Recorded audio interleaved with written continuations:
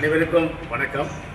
மதன் சிவாச்சாரியார் இங்கே Vellore cantonment railway station பக்கத்தில் இருக்கின்ற கண்ணில் இருக்கின்ற கருமாரியம்மன் என்ற வேலூர் மக்கள் போட்டுகின்ற வணங்குகின்ற கருமாரியம்மன் ஆலயத்திலே மிக சிறப்பான ஒரு சிவாச்சாரியாராக இங்கே மக்களால் போற்றப்படுகிற வாழ்த்துப்படுகிற ஒரு மிக சிறந்த வல்லுநர். இந்த யாகசாலை நிர்மாணத்திலும் யாகசாலைகள் மூலம் கும்பாபிஷேகம் நடத்துவதிலும் மிக விற்பனராக வேலூர் மாவட்டம் அறிந்த ஒரு சிறந்த சிவாச்சாரியார். சிவ தத்துவங்களிலே ஆகம விதிகளிலே கரை கண்டவர். ஆகவே நம்ம ஒன்றுமில்லை, இப்போ நாளன்னைக்கு ரொம்ப முக்கியமான நாள். எல்லாருக்கும் தெரிஞ்ச உலகம் பூரா நம்ம இந்து தர்மத்தை சனாதன தர்மத்தை பின்பற்றுபவர்கள் எல்லோருக்கும் பங்குனி உத்திரம்னா ரொம்ப சந்தோஷப்படுவாங்க. ஏற்கனவே நம்ம சேனலில் மதன் சிவாச்சாரியார் அம்மையப்பனுக்கும் அம்பிகைக்கும் நடைபெறும் திருமணத்தை சொன்னார். ஆனால் பங்குனி உத்திரத்தில் ரங்கநாதருக்கும் ரங்கமன்னார் என்று சொல்லப்படுகிற ரங்கநாத சுவாமிக்கும் பெரிய தாயாருக்கும் திருமணம். மதுரையில் மீனாட்சி சுந்தரேஸ்வரருக்கும் மீனாட்சிக்கும் கல்யாணம். அதனால தான் அவர் மீனாட்சி சுந்தரேஸ்வரர் ஆனார். வள்ளி தெய்வியான கல்யாணம். அன்றைக்கி தான் அகத்தியருக்கும் அந்த மனைவிக்கும் அகத்தியர் கல்யாணம். பங்குனியிலே ராமநவமி. இப்போ ராமநவமிக்கு முந்தினத்து அவர் பூஜை போட்டு வந்தார். ராமனுக்கு சீதைக்கும் கல்யாணம் பங்குனியில். லட்சுமணன் பரதன் சத்ருகனுக்கும் அவங்களுக்கு பங்குனி உத்திரத்தில் கல்யாணம். இப்படி நம்ம சொல்லிக்கிட்டே போகலாம். அதனால் இந்த பங்குனி உத்திரத்தினுடைய இன்னும் இந்த மாங்கல்ய பலம் கல்யாண தடைகள் நீங்குவதற்கு.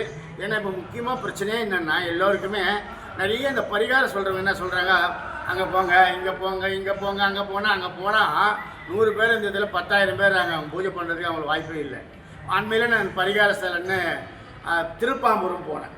திருப்பாம்பூர் குளத்தில் போய் குளிச்சுட்டு போனாங்க. அந்த குளத்தில் குளிக்க முடியாது. அந்த குளம்லாம் எரிஞ்சிது. இப்போ எப்படி இருக்குன்னு தெரியல. இப்போ நான் போய்ட்டு ஒரு 2-3 வருஷம் ஆச்சு. இப்போ அந்த மாதிரி இந்த பரிகாரம் சொல்கிறவங்க எல்லா மக்களும் போக முடியாது.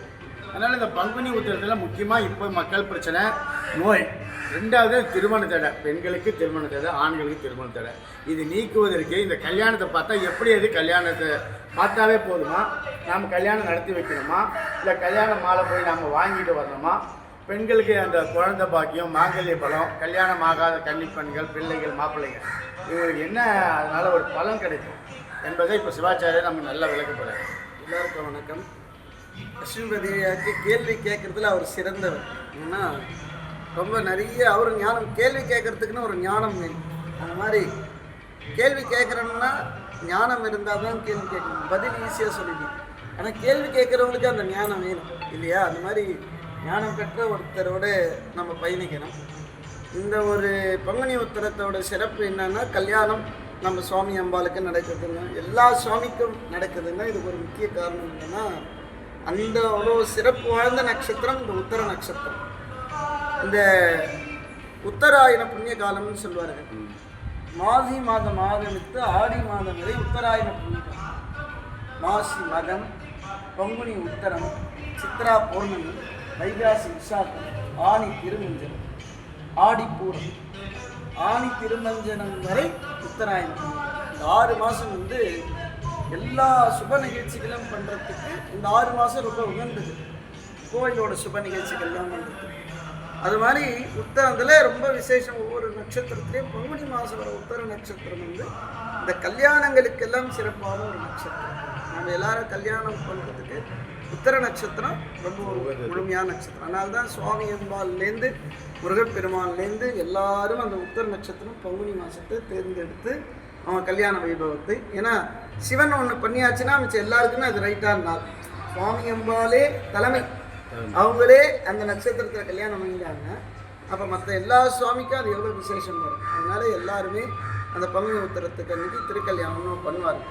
இந்த திருக்கல்யாணத்தை எல்லா சுவாமிக்கும் நம்ம ஒவ்வொரு விதமாக நம்ம பண்ணுறது. அந்த திருக்கல்யாணத்தில் எப்படி தோஷங்கள் நிவர்த்தி ஆகுது. ஒரு மனுஷனுக்கு கல்யாண தடை ஏன் ஏற்படுதுன்னா தோஷத்தினால தான் ஏற்படுது. 2 விதம் தோஷம். ஒன்று பித்ரு தோஷம், இன்னொன்று நாகதோஷம். ஒரு மனிதருக்கு ஒரு தடை ஏற்படுதுன்னா 2 பேர் தான் காரணம்.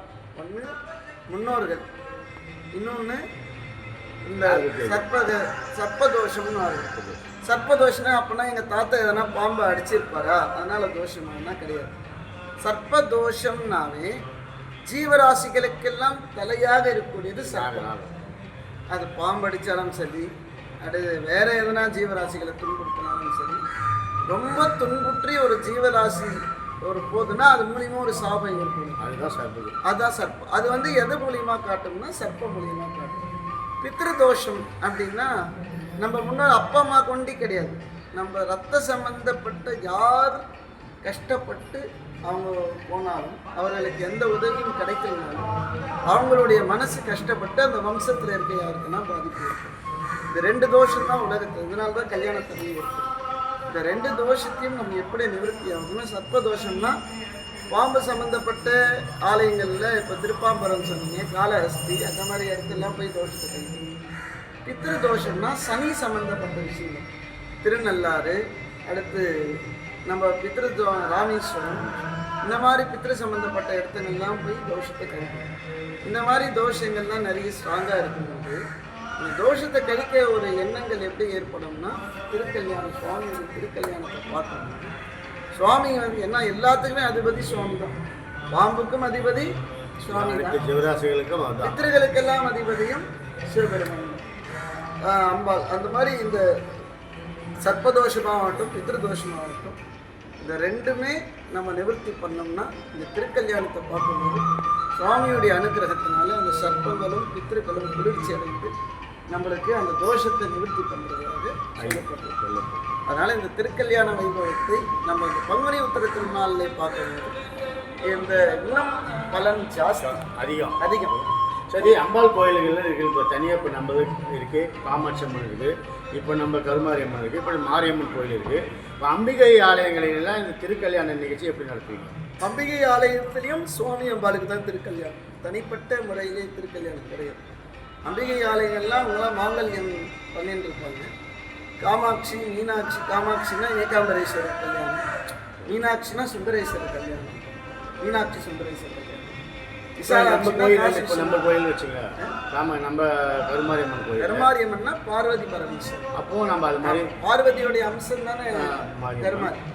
பார்வதி பல விதத்துல பண்ணியிருக்காங்க. மாரியம்மனா ரேணுகாவா இந்த இடத்துல இருக்கு, சிரஸ் சொல்லி இருக்கிற இடத்துக்குலாம் ரேணுகாவா.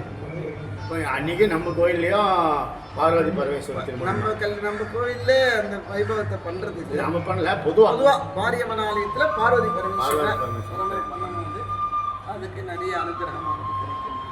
அப்போ இந்த பங்குனிலே ராகு கேது தோஷம் வரும். ஆமாம், அதுவும் இந்த திருமண தடைகள் ராகு கேது தோஷத்தினால தான் எல்லாருக்கும் பிரச்சனை. ஏன்னா எல்லாரும் அப்பா அம்மாவை கஷ்டப்படுத்துறது இல்லை, ஆனால் நிறைய ஜீவராசிகளை நம்ம எல்லாம் துன்புறுத்திடுவோம். ஆக இந்த ராகு கேது தோஷம் நீங்கவும் கல்யாண தடைகள் ஒரு உயிர்லேருந்து உத்தர நட்சத்திரம் ரொம்ப சிறப்பாக, ஒரு உயிர்லேருந்து 6 உயிர் வரை எல்லாருக்குமே அந்த சக்தி இருக்குது. அந்த சக்தியை வந்து யாருமே அந்த ஜீவன் உயிர் போகும்போது வந்து நல்ல முக்தி தான் அடையணும்னு எல்லா ஜீவராசியும் நினைக்கிறோம் இல்லையா? எந்த ஒரு ஜீவராசி துன்புறுத்தி அடையணும்னு யாருமே. அந்த தோஷத்தோடைய பலன்தான் சர்ப்பதோஷமாக எல்லாருக்கும் மாறும். ஆகையால் எல்லாரும் முடிஞ்ச அளவுக்கு நல்லது செய்து அந்த ஜீவராசிகளை துன்புறுத்தாமல் இல்லாமல் இருக்குன்னா, இன்னைக்கு 180 பேருக்கு தோஷமான ஜாதகமாக இருக்குது. தோஷம் இல்லாத ஜாதகம்னு பார்த்தா 20% தான். அந்த 20%ல் நாமெல்லாம் இருக்கிறோன்னு ரொம்ப நன்றிங்க. ஏன்னா நல்ல நாளில் ஒரு நல்ல விஷயங்களை மக்களுக்கு போய் சேர்க்கணுன்றது எங்கள் ஆசை. அதை மதன் சிவாச்சாரியன் மூலம் நான் இதை வாரத்துக்கு ஒரு முறை, ஏன்னா அவரை டைம் கொடுக்க மாட்டேங்கிறாங்க. நாம் வீடியோ எடுத்து அவருடைய பேட்டி போட்டோம் வேணும்ல, இப்போ அவரை பேட்டி காணாத வீடியோஸ் ஆளுங்களே இல்லை. அந்த அளவுக்கு நிறைய நண்பர்கள் இங்கே வராங்க. அந்த அளவுக்கு லட்சுமிபதியா தான் நம்மளுக்கு ஆதார், நல்ல விஷயங்களுக்கு ஆதாரம் அவர் தான். அது எப்பவுமே சேர்க்கணுன்றது தான். நிறைய பேர் சப்ஸ்கிரைப் பண்ணி அவரை இன்னும் கொஞ்சம் நல்ல சிறப்பாக இருக்கணும்னு எங்கள் கருமாரி. ரொம்ப நன்றி சுவாமி, நன்றி.